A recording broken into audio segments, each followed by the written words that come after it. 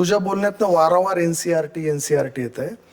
तर NCERT वाचणं कितपत आवश्यक आहे आणि NCERTच्या व्यतिरिक्त कुठला प्रश्न नीटमध्ये आलाय का आतापर्यंत? ऑफकोर्स NCERTच हा मेन सिलेबस आहे. तर म्हणजे तुम्ही कोणता पण इंटरव्ह्यू बघा, कोणते पण व्हिडिओ, त्याच्यामध्ये NCERT येईलच. आणि आता तुम्हाला NCERTच करायची आहे. आतापर्यंत तुम्ही म्हणजे जे पण एक्स्ट्रा बुक्स वगैरे करत असाल ते आता सगळे साईडला ठेवा आणि तुम्हाला जेवढं जास्त NCERTला डोक्यामध्ये घेता येईल तेवढं जास्त घ्या. आणि NCERTच्या बाहेर आमच्या टाईमला तर प्रश्न आला नव्हता, पण त्याच्या आधी काही आलेले आहे. पण तुम्ही म्हणजे एखाद्या प्रश्नासाठी एवढे सारे प्रश्न हे नाही करायला पाहिजे. तर आता तुम्ही NCERT पूर्ण क्लिअर करा आणि जर तुमच्याकडे एक्स्ट्रा टाईम आहे तर मग मे बी तुम्ही कोचिंगचे जे नोट्स असतील, एक्स्ट्रा मॉड्यूल्स, त्याला ओव्हरलुक करू शकेल. पण आय गेस तुम्ही जर आतापर्यंत 11th-12th क्लासमध्ये लक्ष दिलेलं आहे तर तो एखाद दोन प्रश्न जे एक्स्ट्रा येतात आउट ऑफ NCERT ते तुम्हाला इझिली होऊन जातील. ऑर्गॅनिक केमिस्ट्रीचे रिॲक्शन्समध्ये बऱ्याचदा विद्यार्थी कन्फ्यूज होतात. म्हणजे जे की मी ऐकलंय, माझ्या कानावरती आहे. तर ह्याला नेमकं काय करावं येईल? ऑर्गॅनिक आमच्या टीचरनी आम्हाला सांगितलं होतं, तर त्यांच्या नोट्स मी लिहून पाठ केलेल्या आहेत. ऑर्गॅनिक रिॲक्शन्स ज्या प्रॉपरली आहेत, जे काही मेकॅनिझम्स असतात ते तुम्ही एकदा समजले तर त्याचे एक्झाम्पल्सनी तुम्हाला most of the question solve होतील. पण तरी पण काही अशा रिॲक्शन असतात जे तुम्हाला पाठच करावं लागणार आहे. तर त्याला तुम्ही तुमचे जे पण मेथड आहे, एक तर वारंवार वाचून तुम्ही त्याचे चार्ट्स बनवून लावू शकता किंवा लिहून तुम्ही लर्न करायचं. तीच एक मेथड आहे online. In past history of NEET मी बरेचसे असे विद्यार्थी बघितले की ज्यांच्यामध्ये पोटेन्शियल आहे, कॅपॅसिटी आहे.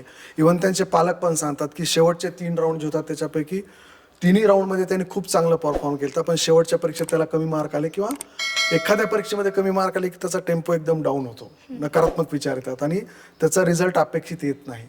हे कसं टाळता येईल? नेगेटिव्ह थॉट्स तुमच्यासोबत नेहमी राहणार आहेत आणि तुम्ही त्याला नाही काही हे करू शकत. तर त्याच्यावर एकच इलाज आहे की तुम्ही ओव्हर थिंक करण्यापेक्षा तुमचा टाईम आत्ता फक्त अभ्यासामध्ये युटिलाइज करा.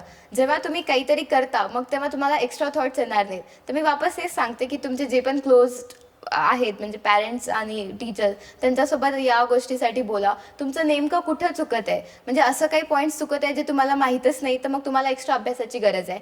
जर असे काही पॉईंट्स चुकत आहे म्हणजे तुम्हाला माहिती आहे पण तुम्ही सिली मिस्टेक केला, म्हणजे ऑप्शन्स असं काही तुम्हाला माहिती आहे पण तरी पण तो प्रश्न चुकला, तर तुम्हाला प्रॅक्टिसची गरज आहे. तर तुमचं नेमकं कुठं चुकत आहे हे तुम्हालाच त्याच्यावर, उलट तुम्ही नेगेटिव्ह विचारांवर क्रॉस करून त्याला पॉझिटिव्हली ते फिगर आउट करायला पाहिजे की तुमचं काय चुकत आहे. त्याला तुम्ही पॉझिटिव्ह वेनी घ्यायला पाहिजे. 8वी उमरखेड सारख्या एका छोट्या तालुका प्लेसला आणि त्यानंतर नांदेड सारख्या एका कॉर्पोरेशन असलेल्या 3 टायर सिटीमध्ये तू आली. हा जो बदल होता, ह्या बदलाला मॅच करताना काही त्रास झाला? थोडाफार झाला, पण मला असं वाटतं की नाही, माझे ते पण टीचर्स खूप छान होते आणि मला काही फरक जाणवला नाही. आणि सगळ्यात प्राईम आहे की तुम्हाला स्वतःवर कॉन्फिडन्स असायला पाहिजे. थोडासा लँग्वेजवर फरक पडतो, म्हणजे लँग्वेजचा तर आणि मे बी आता इथे जे सारे स्टुडंट्स होते ते खूप आधीपासून ॲडव्हान्स करत असतील, पण हे सगळ्या गोष्टी फक्त एक काय म्हणतो आपण, ह्या गोष्टी तुम्हाला म्हणजे नाही रोखू शकत की तुम्हाला जे पण पाहिजे. म्हणजे असं मी खूप सारे जे स्टुडंट्स किंवा माझे फ्रेंड्स आहेत ते म्हणतात की तू 9पासून आली होती, आम्ही डायरेक्ट 11पासून आलो, तुझं फाउंडेशन झालं. हे सगळे फक्त एक्सक्युजेस आहेत ज्याला कोणी थोडासा पण भाव देत नाही. तर तुम्ही 11th-12th इथे आहात, तुमच्याकडे अपॉर्च्युनिटीज आहेत, तुम्ही आता फक्त तो अभ्यास करायला पाहिजे. तुम्ही 10th काय केलं हे मॅटर करत नाही.